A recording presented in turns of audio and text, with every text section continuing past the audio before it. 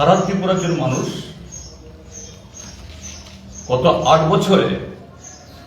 যে একটা অস্বস্তিকর পরিবেশের মধ্য দিয়ে আছে, যে গণতান্ত্রিক অধিকার, সংবিধান অধিকার আক্রান্ত, রুজি রোজগারের যে ব্যবস্থা এটা সংকুচিত, সমাজ জীবনের সর্বস্তরের বিশৃঙ্খলা, তা থেকে এই ধর্মনগর মহকুমা, ধর্মনগর শহর ত্রিপুরা রাজ্যের দ্বিতীয় বৃহত্তম শহর এবং বাণিজ্যিক দিক থেকে খুবই গুরুত্বপূর্ণ আমাদের প্রবেশদ্বার। গত 8টা বছর এটা যেন একটা আতঙ্ক নগরীতে পরিণত হয়েছিল। এই নির্বাচক মণ্ডলী তারা এই উপনির্বাচনে এই বিগত কদিন, আজকে আমি আমাদের কর্মী মিটিং করেছি, সেখানে আমাদের প্রার্থীর অভিজ্ঞতা, বিগত কদিন তিনি ঘরে ঘরে গেছেন, কর্মীদের অভিজ্ঞতা, মানুষের সাথে সংযোগ স্থাপন করেছেন। সেখানে যে সমস্ত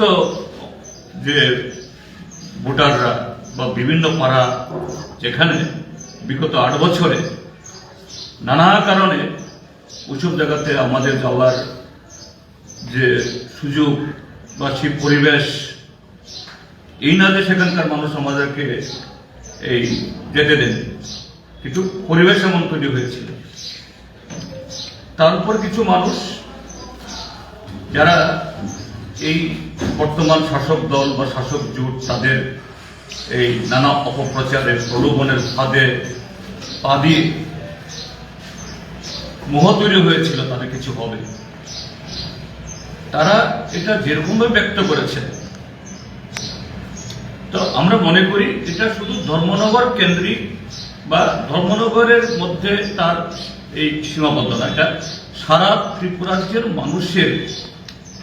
তাদের যে অন্তরের কথা,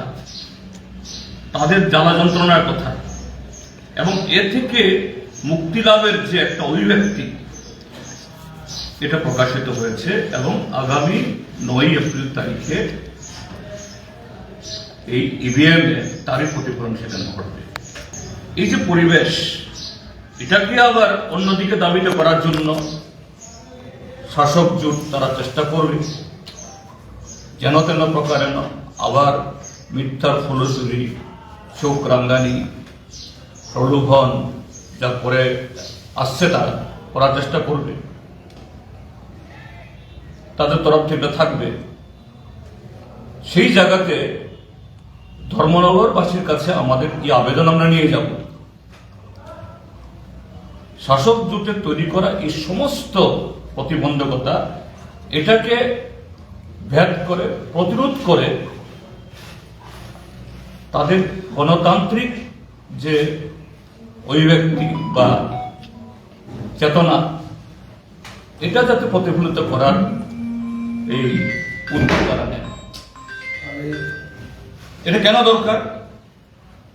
আপনারা লক্ষ্য করছেন, আমি খুব সংক্ষেপে বলছি, লম্বা কথা বলার সুযোগ তো নেই। গত 13 তারিখ থেকে আমাদের রাজ্যের বাজেট অধিবেশন চলছে। আপনারা সাংবাদিকরা এগুলি খোঁজ খবর লিখে রাখেন, আপনাদের পত্রপত্রিকা মিডিয়া যেগুলো উঠেছে। এই বাজেটে যে গত 8টা বছরের এই সরকার যে তাদের প্রতিশ্রুতির সাথে যে বাস্তব যে কত ভিন্ন, কত দূরত্ব প্রতিটি ক্ষেত্রে, শিক্ষা, স্বাস্থ্য, পরিকাঠামো, আইন শৃঙ্খলা, কর্মসংস্থান, একেবারে নগ্নভাবে সেই চিত্রগুলো ফুটে উঠছে। অথচ বাইরে সমস্ত ভালো ভালো মিষ্টি কথার ফুলঝুরি, আর মানুষের মগজ ধুলাই করার জন্য জনগণের অর্থ খরচ করে লক্ষ লক্ষ টাকার বিজ্ঞাপন, ফ্ল্যাক্স পোস্টার, এবং এটা যখন আমরা তুলে ধরেছি তারা বলে আগামী দিন নাকি আরো করবে। এত উদ্যত্তপনা, তো সেই জায়গায় এই নির্বাচনে শাসক জোটের প্রার্থীকে যদি এই রাজ্যের মানুষ, এই বিধানসভা কেন্দ্রের মানুষ যেভাবে তার এই ইচ্ছা ব্যক্ত করছে, এটা প্রতিফলিত করতে পারে। এই শাসক জোটের মধ্যে এই অহংকার, উদ্ধত্তপনা এবং তারা যেভাবে ক্ষমতার দম্ভে অন্ধ হয়ে আছে, এখান থেকে তাদেরকে সংযত করা, এদের একটু যে আত্মশিক্ষা দেওয়ার একটা সুযোগ তৈরি হবে গণতান্ত্রিক, যে আমাদের যে পদ্ধতি প্রক্রিয়া এই ক্ষেত্রেতে এই কারণে নির্বাচন, সেই ফলাফল কোনো সরকারের অস্তিত্বে সেরকম কোনো ধরনের প্রভাব ফেলতে না পারলেও এটা খুবই জরুরি। আমি এর সাথে যুক্ত করতে চাই যে এডিসি নির্বাচন, এখানে এই ধর্মনগরেও আমাদের এই এডিসির ছোট্ট অংশ পড়েছে, আর সারা ত্রিপুরার যে রাজনীতির উত্তাপ এখনো পড়ে, শুধু ধর্মনগর শহরে কেন, যে এই বিজেপি টিপ্রামথা এবং আইপিএফটি জোট কতটুকু যে জনবিচ্ছিন্ন, যে গত 2 মাস আমরা দেখেছি একই জোটে থেকেও জোটের 2 সর্দার বা 2 প্রধান, একদিকে মুখ্যমন্ত্রী আরেকদিকে প্রদ্যুৎ মাণিক্য কিশোর, একটা আরেকটা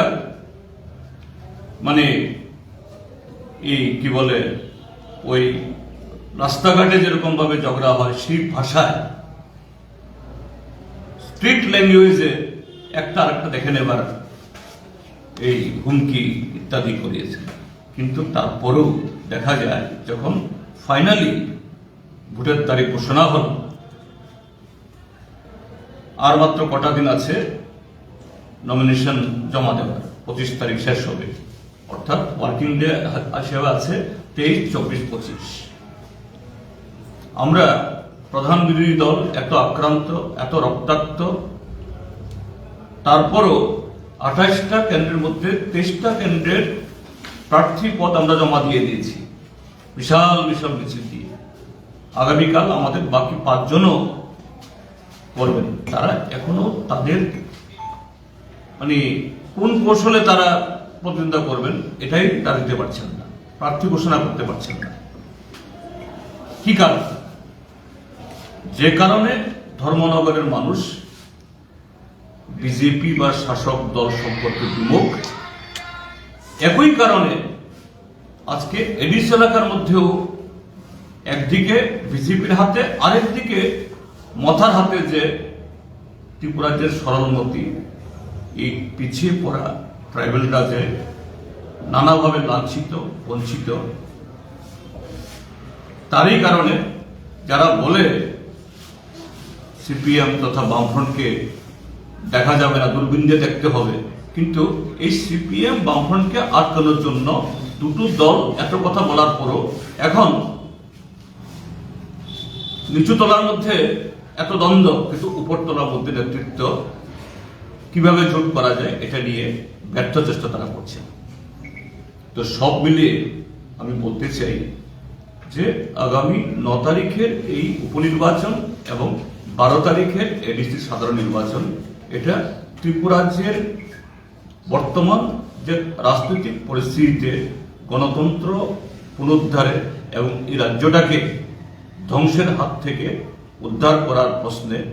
একটা বিরাট একটা রাজনৈতিক সংগ্রাম। এই সংগ্রামে যে জনগণ এরা ক্রমশ